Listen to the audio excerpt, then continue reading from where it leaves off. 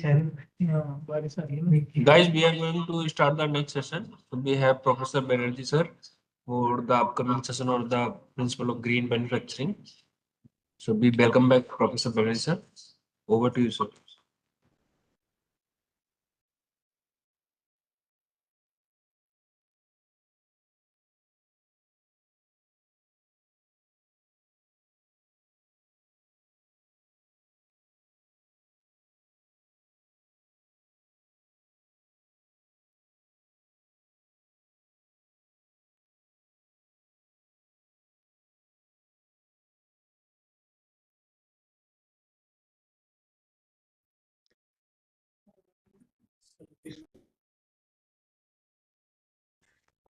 Pointer लाना पड़ेगा.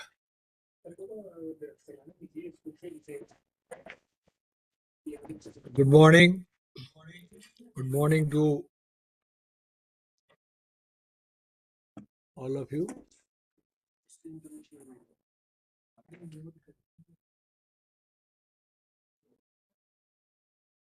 Let's start now. Yeah. So now what we are going to discuss is green manufacturing, which is a step towards a sustainable future. So the sustainability goal is the one which is the talk of the day, and what we try to do is that the green manufacturing means that we want to make the basic manufacturing processes which is absolutely uh, uh, immune of environmental impact.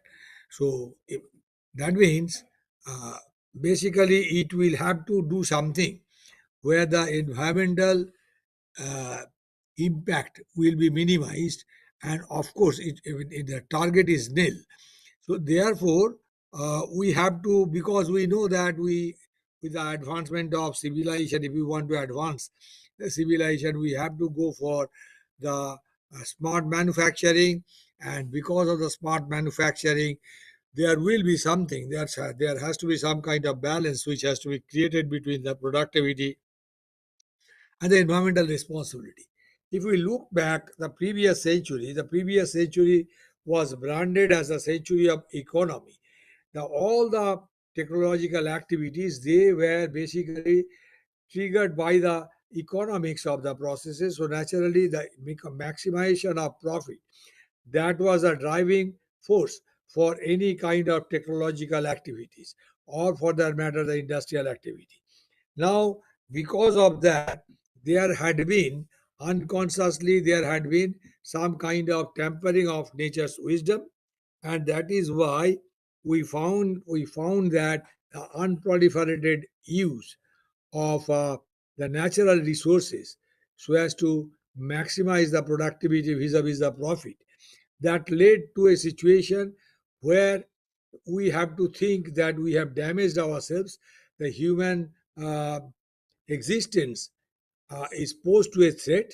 So that is the reason why the global consensus has been there, and that is why it started from the Berlin Convention, and now every day, every year, it is monitored, and then the people are incentivized by the carbon credit.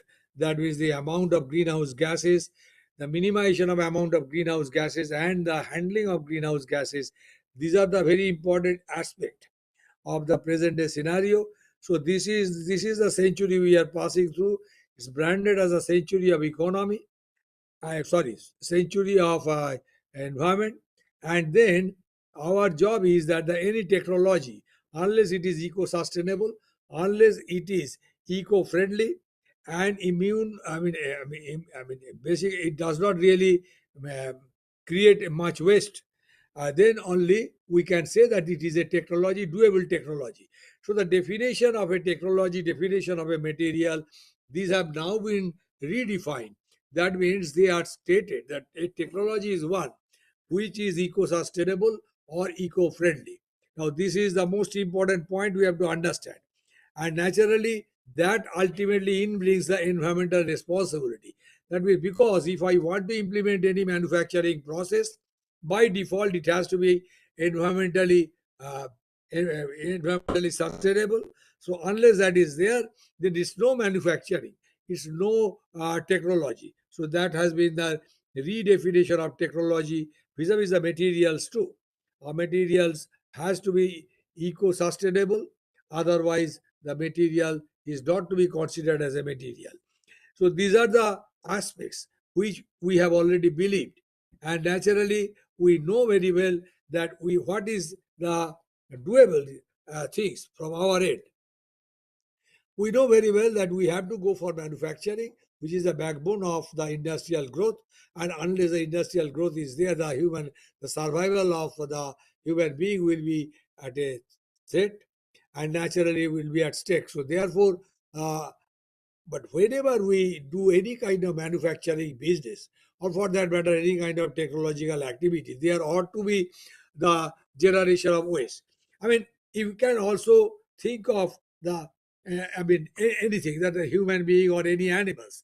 Once you think of that particular thing, you see that for the survival of that animal kingdom, there has to be some kind of intake in the form of foods. We say that it is the food, so which will ultimately be a bird to generate energy, and by that he or she will be able to survive and can do work.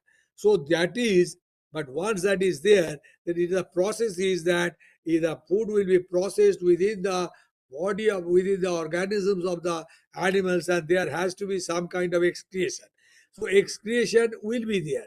Now basically a manufacturing system is also like that, that there has to be some kind of input, and then the input will be processed for doing something, for getting the output, and by default there will be some kind of excretion. So this excretion is a major source of pollution. It can be gaseous excretion, it can be the solid excretion. So these are the things, and most of the time, since we if we go for the use of energy which is coming from fossil fuel, if we try to produce energy from the fossil fuel, then there will be the generation of carbon dioxide. Unless the entire energy uh, requirement is catered by the solar sources or the renewable sources of energy, solar, wind, or hydro, if unless that is there, so it is a far-reaching thing. But unless that is there, we cannot say that we are totally devoid of the carbon dioxide generation. So therefore, it's very important for all of us to understand that what exactly we are doing. So we cannot dispense with the manufacturing business. So once we have to go for manufacturing, then we have to accept also that we cannot do anything but without the emission of carbon dioxide. And then there is a definite reason for avoidance of the carbon dioxide generation.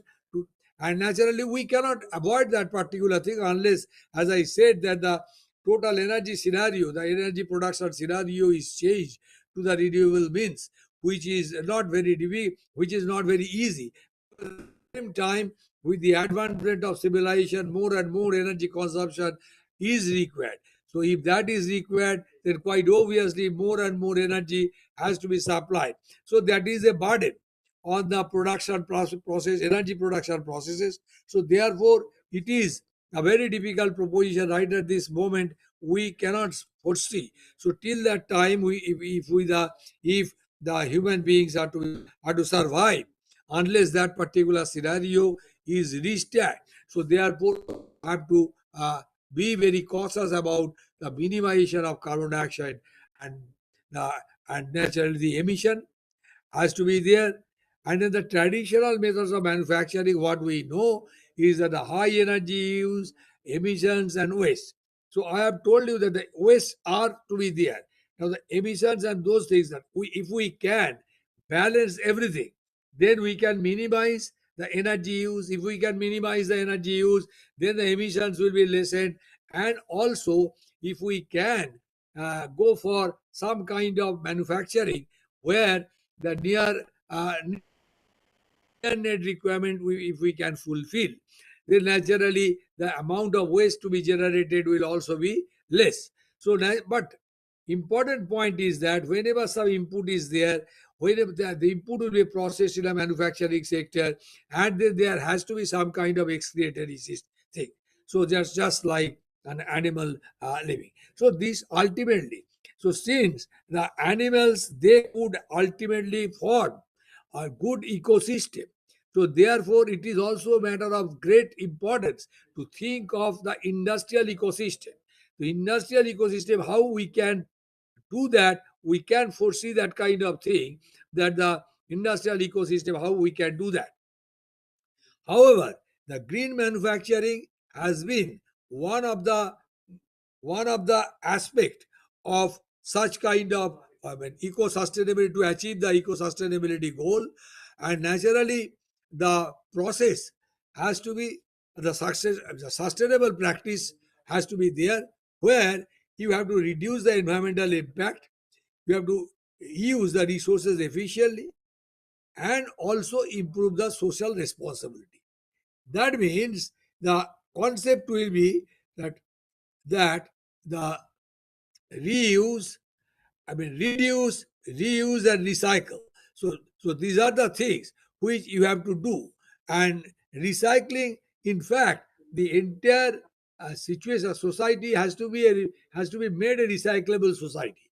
You can understand that if I want to produce any component, and if the previous component is used, then naturally total amount of energy which is to be spent to create the component afresh will be far less than if we start from the virgin production.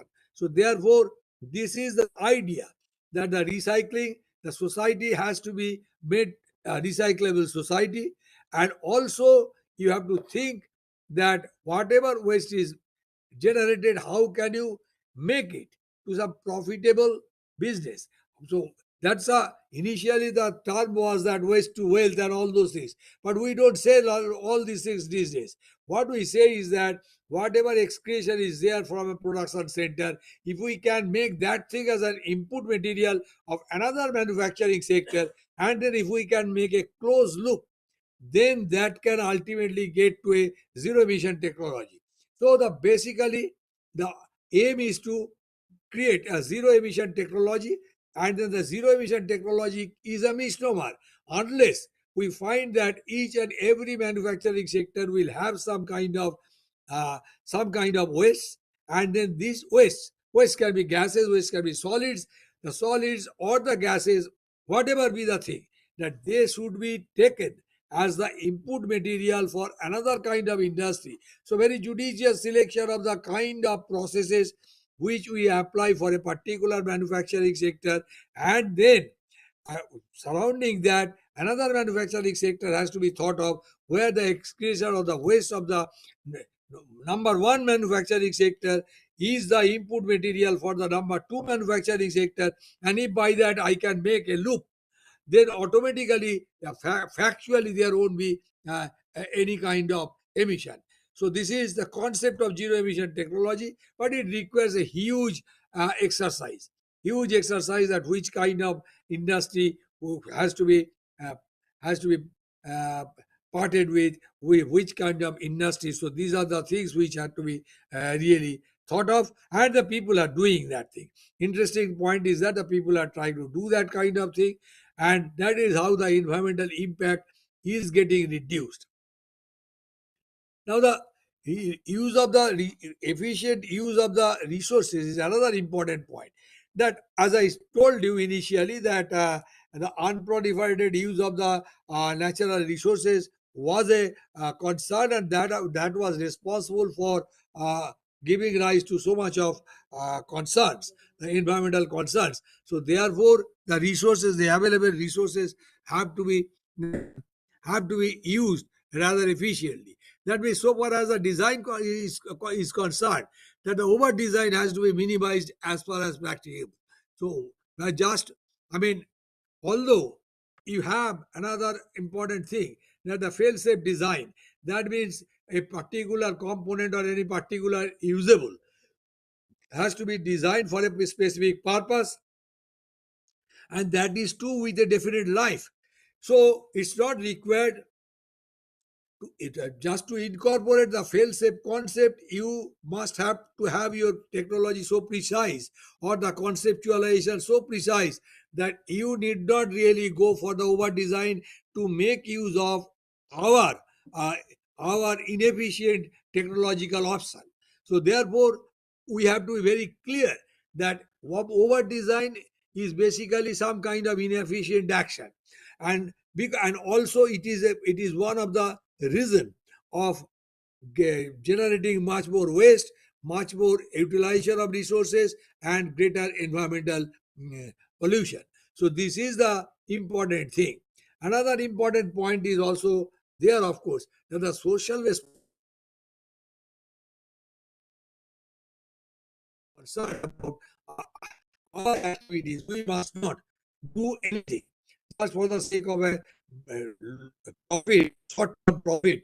We will not do or take any measure that will ultimately be harmful to the environment. So that is the most important part. And manufacturing has been invoked. Manufacturing is invoked. Now, looking at objectives of manufacturing, we find that there has to be some kind of environmental goals. That means we have to reduce the greenhouse gases. Now, greenhouse gases, I say that you cannot reduce it unless there are certain kind of judicious planning. Because one thing has to be accepted.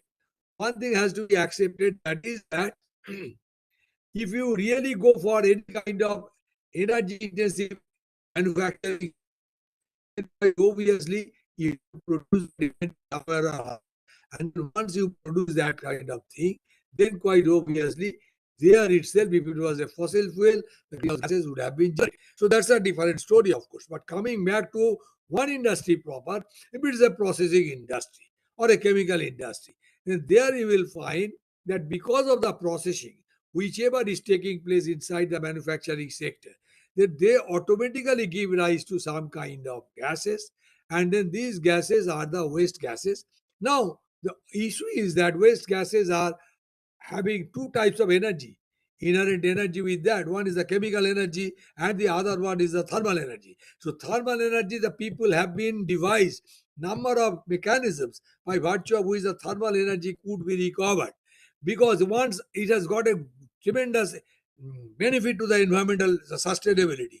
Why? Because if the thermal energy uh, is is reused, then quite obviously that you need not create any other energy. So for for thermal energy, so the minimization of the production of thermal energy will be reduced, and accordingly, in accordance with that, you will be having the less greenhouse gas emission. So this is one point. The second important point is the chemical energy which is inherent to those kind of emission. So therefore, if we can organize this thing, this chemical energy for the use of certain other things. I will tell you one thing, that suppose, let us think two industries. One is, let us take that one is a steel making industries, and the other one is a concrete making industry. Now, in the steel making industry, if most of you might be familiar with the term slag. So there the slag will be produced. The slag is a waste material. So till this time, the slag used to be dumped in the uh, for the dumping in the different lands. So first of all, it creates problem to the inhabitants. It also creates so many problems. The chemical issues are there. It degrades the quality of soil. All those things are there. I'm not going into that, but it is a waste per se. Now, the conceptually, what I'm trying to do that kind of thing. Now, if you produce a good quality steel, most of the time you will see that the slag is a mixture of oxides, and there you can find that the calcium oxide is there and silicon oxide is there, and all those things are there. Now, calcium oxide and silicon oxide ratio is more than one. That is the general scenario. I'm not saying about the other things because I'm not going to, that's not my point of discussion here. I simply say that I have a slag, which is a must for any kind of steel making industry, and then the slag is containing CaO, uh, whose ratio with the CaO and SiO2, and the ratio is more than 1. So, in the under such circumstances, if you have a mixture of oxides. You have a mixture of oxides which has got the dominance of silicon oxide, then you must be knowing that the clay material, they are aluminosilicate. So from there you can ultimately draw some kind of understanding that what is possible, that if we can have that silicon, then we can really have one thing, that if we use carbon dioxide, now suppose the carbon dioxide is generated and the slag is also generated, and then if on this slag any of the industries which is generating carbon dioxide, let us take it granted that the energy which is required for the steel making industry is created by the fossil fuels like a boiler. Also, once that is there, then these kind of greenhouse gases can be made to react with calcium oxide of the slag and calcium carbonate. So it becomes a neutralized. So whatever slag is now rich in silicon oxide, and because of this thing, then it can be possible. It is possible to make these polymerize. So this is called the geopolymerization. So that is a very good concrete material. So you see that slag happened to be a waste of the steelmaking industry, and carbon dioxide emission happened to be the energy producing industry's emission. And then taking these two waste, once I punch those things, and then ultimately I find that I land into a material which is the input material for producing the geopolymer concrete. And then by that you can go for the rural housing, you can go for the pavement making, you can go for anything else. So that is I mean, if I take the mm, three such industries at the vertices of the triangle, then I find that it creates a closed loop where now nothing is there, where no emission is there. So that is the concept of the zero emission technology. So therefore, I mean, I had this example, it came to my mind, so I tell you that you can also find out many such things. So that is the important point, is that the pollution minimization, greenhouse gas minimization, and waste minimization. So it is a doable proposition. So that is precisely what the green manufacturing harps uh, for. So therefore, we have to understand that the green manufacturing, what exactly green manufacturing? And in today's smart manufacturing, it is a kind of smart manufacturing because of the fact that here in the smart manufacturing sector, since most of the digital technologies are used, so quite obviously the less, I mean, although there is some energy requirement for running the digital technologies, for operating the but nevertheless, it is much less than the otherwise. That means if we would have to make use of the other things. So naturally, this is the most important thing. And then you see that it means that it lessens the energy requirement. And if energy requirement means that the greenhouse gas emission and the pollution, that is also less there. And also, normally, smart manufacturing for the product which we make up is something where we find that the uh, minimization of waste is already there, because the near net uh, uh, requirement we normally produce. We normally try to produce in the smart manufacturing. We don't try to produce oversized.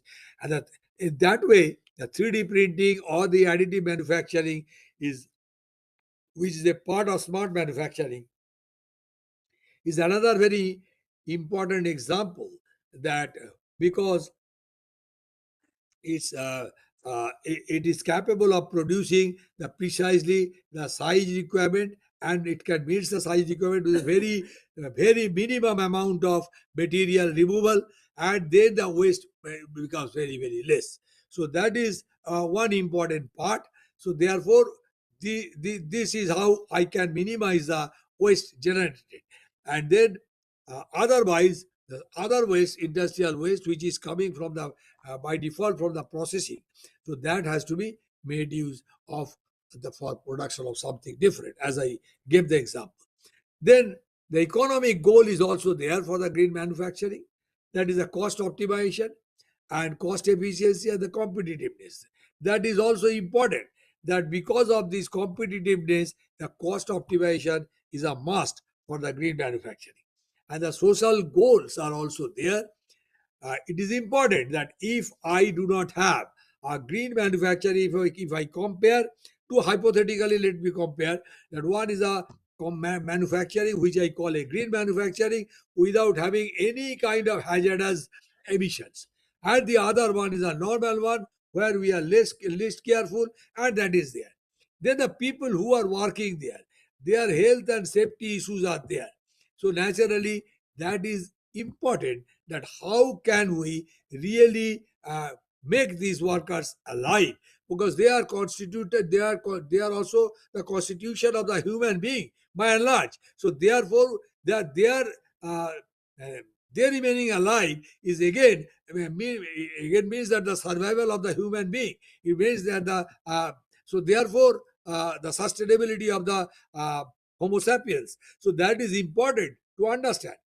Once again, I can give you one example, that if you look at the very small scale industry, then you might be knowing that the weights, you have seen that if you want to go to a market to get a 1 kg, of course the digital balance is there, but the weights are also there. Now the weights are also there. The ordinary, the initially these the weights, they used to be the balancing of the weights, that is done by some kind of lid, some kind of lid. So you can see that if you try to check I mean, it has been definitely reduced, such kind of usage of such kind of weights, but that is still there because of the digital weights are already there. So that is already taken care. But standardization of that was coming from some kind of such kind of weights. So therefore, they are not totally eradicated. And then here, what they do is that they do it by casting, and then to caster and casting. Then there is a hole. They keep it at the back of that weight, and then from there they fill the required quantity of lead, so that that can be compared with the standard, and ultimately that is branded as 1 kg, 2 kg, 500 grams, and all those things. Now the thing is that the lead is highly carcinogenic. Lead is highly uh, uh, uh, highly dangerous to the health of the workers. Now, just an example of the digitization, that once the digital balance has been there, then gradually the usage of this particular technology has been uh, dispensed with, and because of that, the workers do not get uh, I mean, sick, or do not lose their lives because of the this lead poisoning from the weights and measures industries. So therefore, this is one typical example. So you have to extrapolate that thing in a much wider sense. Much wider sense. I gave you one example, a very small primitive example I gave you, and then that ultimately tells us, that ultimately teaches us that how is it so that a green manufacturing can ultimately help the sustainability of the working people vis-a-vis the human being.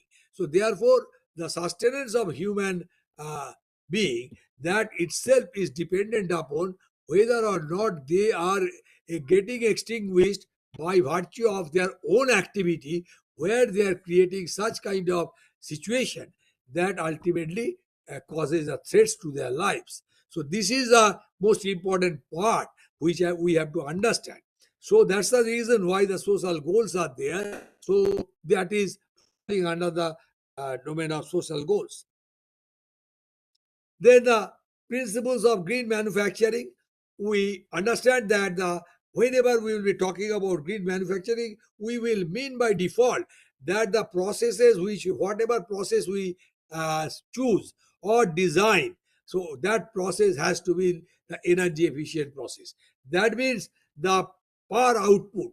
That means if I say that my output is 1 kg, I mean in terms of weight, if I say that 1 kg, then the per kg of output, the least power has to be utilized. So that is the most important thing. And that is the most important thing. That is a most important aspect or most important attribute of a green manufacturing. So the most important attribute has to be the minimum energy usage. And then the life cycle thinking. It is another important point, the cradle to grave approach. That means that suppose you are using one mobile phone, and then mobile, it has got some kind of metallic thing, it has got some kind of chips and all those things. Now whatever is there, that there is something which was prepared at some point of time. Now whenever that metal was prepared, then it was some kind of thing where a lot of energy is used. When this energy, electrical energy, I mean this electrical energy, when that, how did that electrical energy come? So that electrical energy could have come from some power generating industry, the thermal power plants. If that is the thermal power plants, it is generating the carbon dioxide. So and then the total life cycle you have to think. Total life cycle, not only in terms of cost, in terms of carbon emission, carbon dioxide emission. So therefore, once you can do that, what amount of carbon you are using from the birth of a, or from the thinking of birth of that particular aspect. That means are different components of a mobile phone. And then because it started from the usage of energy, and that energy came from some kind of carbon dioxide emission, and because some kind of processes which is prone to carbon dioxide emission, the greenhouse emission. And then ultimately, whenever you come step by step, you find that you are sometimes oversized. Sometimes when you are going for the creation of chips, then you have to go for lithography, and then the lithography wastes are there. So that a lot of e-waste can be there. So therefore, those things are also there.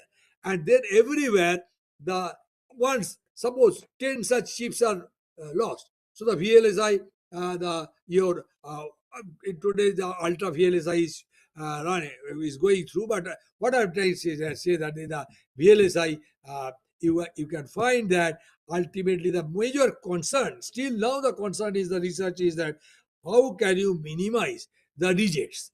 How can you minimize the rejects? So therefore, this kind of thing, that once a single reject means that it has consumed some kind of energy, and that energy has got a carbon equivalent as a carbon credit, and then that particular thing is at wastage. So therefore, that is the excess greenhouse emission which we have created. So that is the reason why we have to think of the life cycle and the minimization of rejects. So that is the most important thing. And the life cycle concept is like this, that right from the beginning, how much carbon dioxide or the greenhouse gases you have created, how much material wastage you have done, and then ultimately, when it gets finished, then what is the total amount of emission it has done? What is the total amount of emission it has done, both in terms of energy loss, or both in terms of thermal energy, because of many of the thermal energy, most of the thermal energy from such kind of electronic goods, they become the redundant energy. So they naturally, the overall energy balance, if I find that there will be a loss to the overall energy balance, and this thermal energy, redundant energy, that will ultimately the heating of the ambience. So that is the reason why most of the time when we are using more and more technological options we are taking, then we find that any particular action where that has to be given some kind of energy you have to give to do some work. You know that whenever you do some work, you have to spend some energy. And then the amount of energy you spend and the amount of work you do, so they are not really equated when the work is getting done by a machine. So there will be some kind of energy which is a redundant energy. That redundant energy is normally in the form of heat. and then because of the global heating, then ultimately you may find that this is another cause of ecological imbalance. So these are the important aspects we have to think. That means if we can think of the life cycle of the component, then quite obviously we can basically think. And then why people are thinking like your these big companies, the people who are making up the CPUs, Apple and other guys, why they are thinking of minimizing the power or the minimizing the heating of the because the power means that ultimately if they can reduce the power consumption, then power consumption to run that gadget, electronic gadget. And therefore, if it is there, then the thermal energy loss, the redundant energy will be less. And then if that is there, then the ultimate global heating will be minimized, and then eco sustainability will be better preserved. So this is the thing. You will be seeing that the people who are in the field of have some knowledge about the computer science and the hardware of computer hardware system, then they can understand that the basic research area has become how to minimize the energy, how to minimize the heat which is generated due to the use of this thing, because it has got two-way implication. One is the redundant energy, heat energy, and the other one is the damage to the hardware system of the material itself, the chips itself. So their lives are getting are reduced. So you cannot enhance their lives. So because of the this thermal energy which is being created. So that is these are the thing. In a global way, we have to think of this situation. So it's an endless story. It's an endless story. It cannot be, because it cannot be a zero. It cannot be a zero business. So that's why we have to go for minimization of thing. Minimization of thing. Now again, I just give you another example that where is the paradox? The paradox is that whenever we are talking about a good semiconductor, then we talk about the impurity content. So we don't want that the intrinsic semiconductor, we want that it should be absolutely pure. If it is absolutely pure, then initially we would have been satisfied with the 39459 purity. Now people are talking about the 99 purity. That means there will be a total 99.79. So this is how the 99 purity or 11 purity that people are talking about. Now, more you do, the thing is that the science says that impure solids are much more stable. So impure solids are stabler than the purest form of the solids. So that's the reason why you don't get any pure solid, 100% pure solid. Now you against the nature. So once you go against the nature, whenever you are climbing a mountain, then you are spending more energy than what you spend while you are walking along a straight plain road. So there more energy you have to spend because of getting more. So one, the advancement of technology requires higher purity. At the same time, it ultimately it's a suicidal case that it ultimately requires more energy to be spent. And then that's why I have been saying right from the beginning that unless this energy is catered by the renewable means, renewable sources, we are really undone in this situation. So we have to create a balance. So that was the thing. The first slide of mine was that kind of balance has to be there. What is the yardstick for securing a balance? That is a very judicious approach, and then it is an endless debate. Also, I would say so. We have to somewhere we have to. The 3R concept is also one of the concept. Of course, people are talking about the 6 R's concept, the recovery and all those things. That is another thing. That the waste recovery of precious materials from the waste, and then make use of those things. Those are the things. So 6 R's are also there. But here the issue is that reduce the waste, reuse the waste. I have already given you the example, and the recycle the material. The once you can recycle the material, overall energy. Suppose you want to make 1 kg of silicon from the sources from the earth. The total amount of energy which you will be spending, if I can have 1 kg of used silicon, recycle it with some kind of refining and other things, then the amount of energy has to be pretty less. So it's a 95% of energy requirement can be lessened. So only with the 5% energy, it's true for copper, aluminium, so naturally it should also be nearly true for silicon. That's what this way, that way, half a percent, 1% can be varying, but depending upon the kind of processing which has to be done. So the pollution prevention, that is another important thing. The pollution prevention, the basic issue is that the prevention of something is the source. If you can minimize the source minimization is a major thing, the reduction of the sources. So therefore that is important. And you see that the all pollution control measures are like that they basically, first and foremost, condition of pollution prevention is the minimization of the source reduction.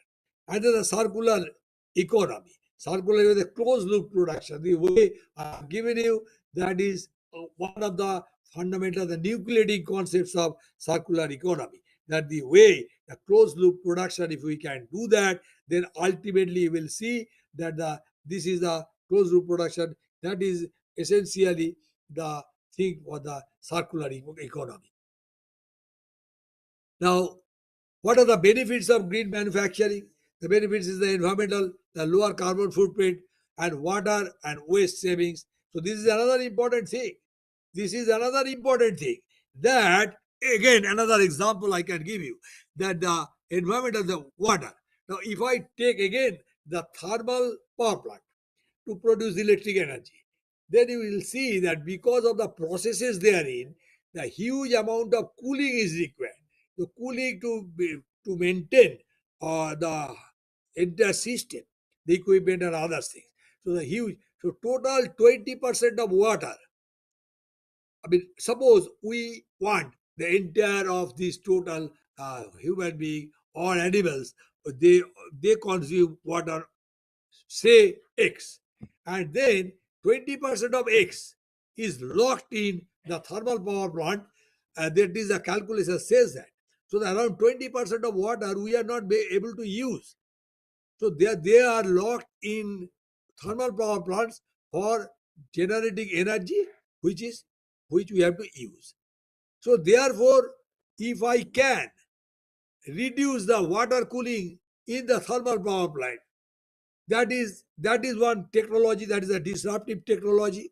So this disruptive research is already carried out, and then the people are talking about the your phase change materials. Say they are talking about the phase change materials. Now any phase change materials, suppose wax.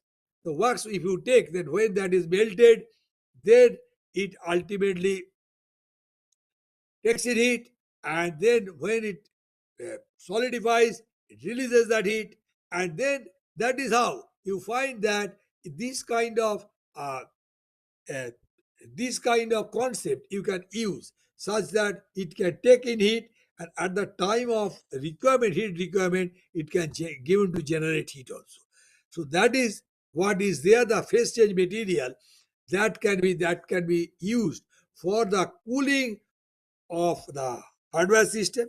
So thereby minimizing the water cooling, and the water cooling minimizing means that to make the seawater to the level of drinking or usable water, that is another technology, and that technology is again energy intensive.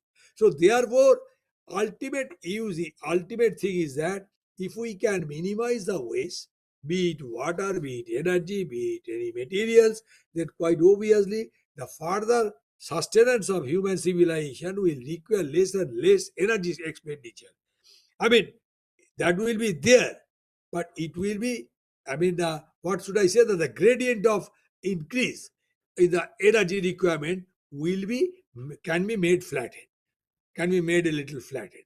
So once we do that, then the longevity of the this civilization will be increased. Then the economic benefit is there. So once we do this kind of thing, then quite obviously there will be reduced cost, and their market competitiveness one can win. And then the social benefits are that a safer workplace, and quite obviously This thing is there. And then the business benefit is that compliance of ISO 14000. So compliance of ISO 14000 means that the brand reputation will increase for a particular product. So that is another important thing. Now, what are the processes? Normally, a cleaner production, I have given some examples. The lean manufacturing, that also I have hinted. The lean manufacturing, Six Sigma, that means once we produce a material, suppose one by one uh, meter, that is a product, cube product. And then if I can produce whatever be my technology, if I can produce one by one, then the thing is that it is 100% efficient.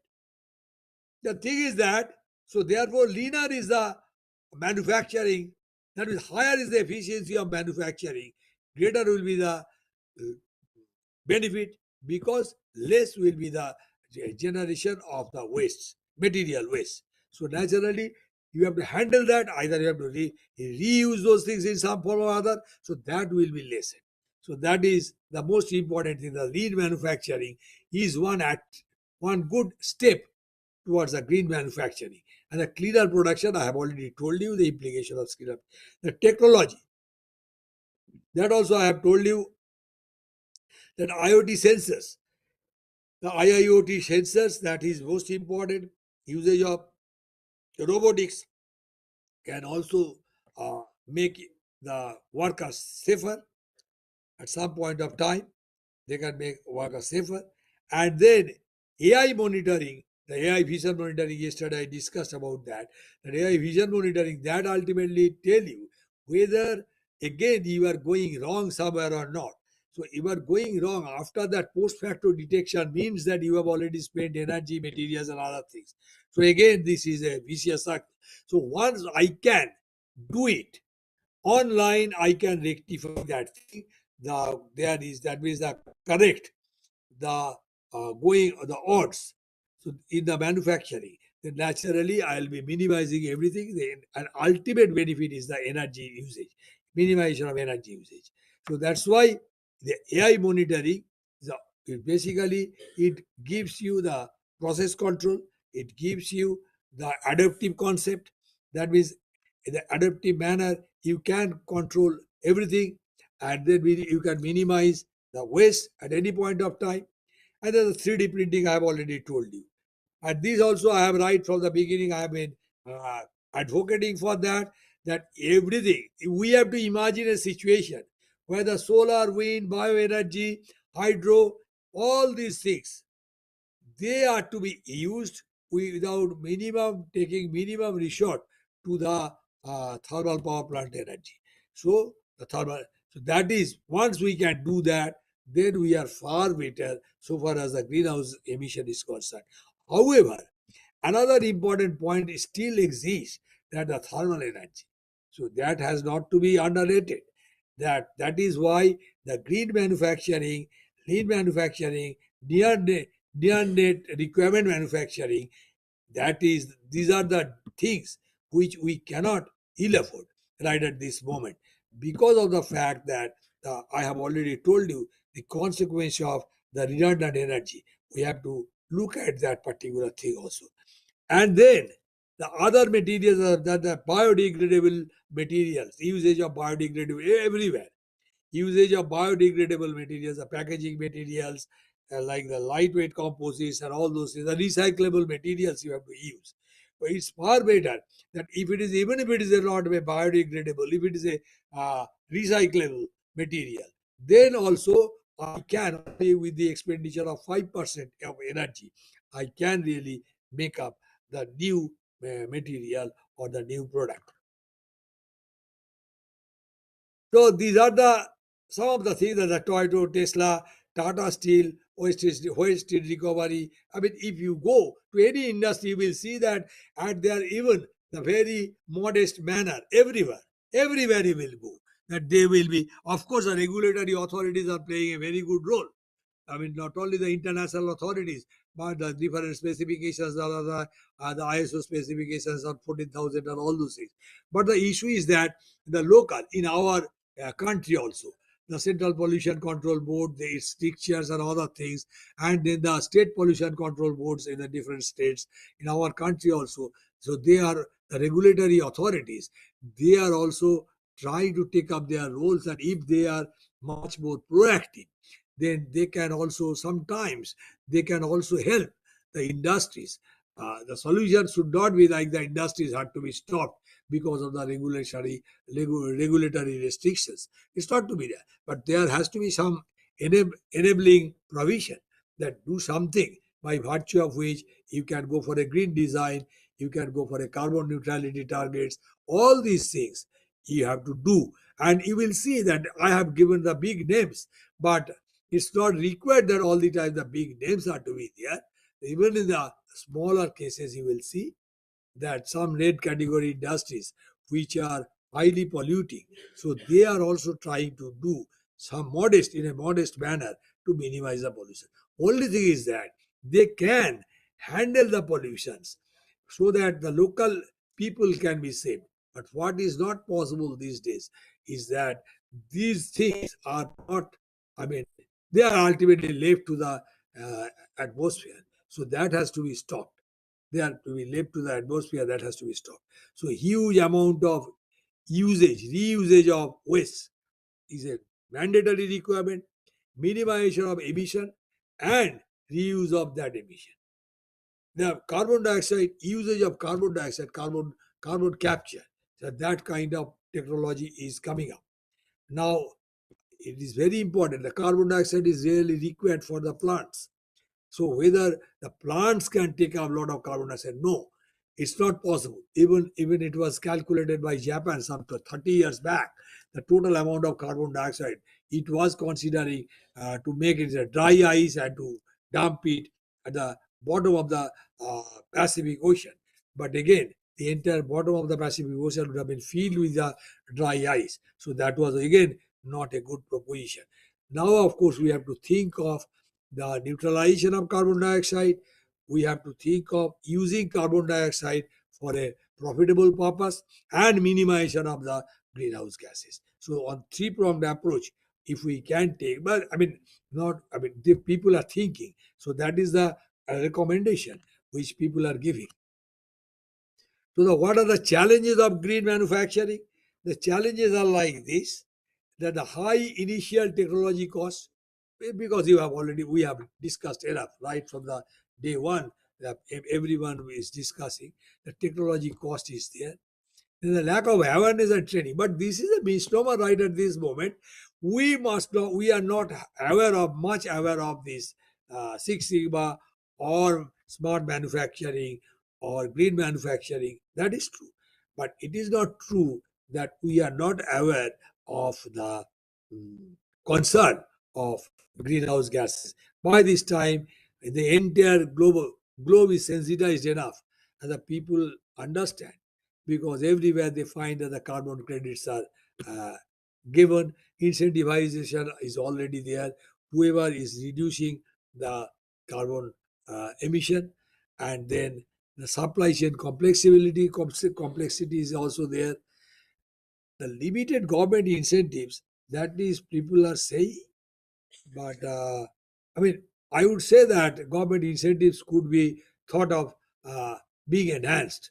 That's all. But the governments, all governments, be it in India, be it elsewhere, everywhere, the people are trying to do that kind of thing. Now, there has to be some point of time, there has to be a balanced requirement, that the survival of the people are to be there in that particular country. And then, depending upon the country's resources, that balance has to be created. So not at the cost of everything. I mean, so therefore you may find that the different countries of the world, they have got the different index of pollution and carbon credit. So therefore you may find that because of that, the population density is important. Then the sustenance of so many people in India or China. So therefore the population density is there.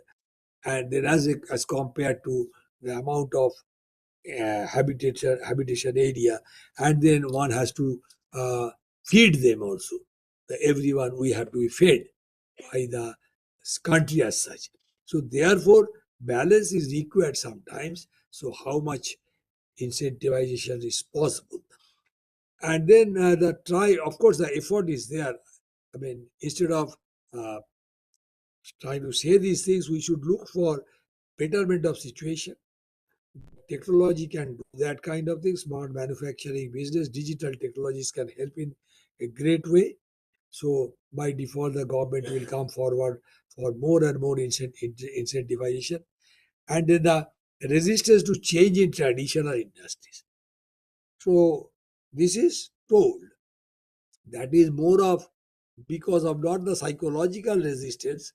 Uh, Previously, it was psychological resistance.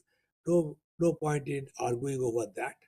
But right at this moment, the resistance comes from the uncertainty of the reward. The risk to reward ratio is so uncertain right at this moment. So the first for the beginner has got some problem. Once it starts and once it is proven, then there will be avalanche of industries who will be going for changing from the traditional to the modern setup or the smarter setup. So this is what I personally foresee. Then the strategies for implementation of green manufacturing. One is the policy. Policy is the carbon credits, the tax benefits. So those are already there. So these certifications are also there. So these things have been in vogue. And then the technology, the smart manufacturing, right from the beginning, we have been, this particular MDP is uh, advocating for this thing, the IoT, AI, automation, making the industry autonomous. That is another important thing. And the training, workforce skill development is also important. Then collaboration is another important thing. Yesterday also our expert speaker talked about that. So the industry has to come forward, academia has to realign to suit the industrial requirement and the government. So this tripartite collaboration has to be there, and the consumer engagement, that means the eco-friendly demand has to be there. So what if we look at the future of green manufacturing, we will find that the industry 4.0, so that is already we have discussed AI plus big data, blockchain, and then the net zero targets. We have already discussed these things. So it appears therefore that the green manufacturing drives the sustainable growth, number one.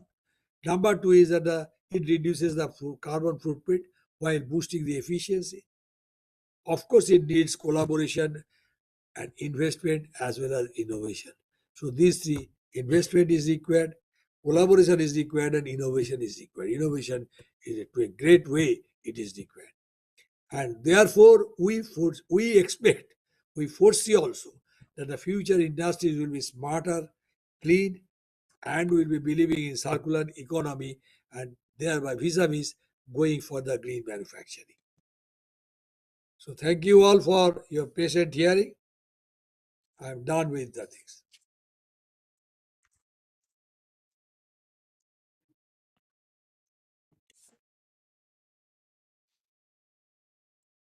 Thank you, sir. Participant may write their question in the chat box.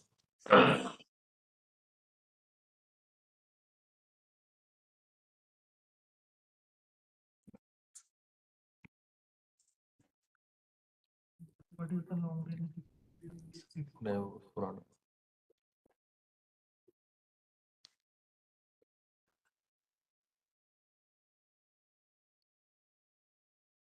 So there is a one question that is there any difference when we talk about the sustainability and green manufacturing? Yeah, green manufacturing.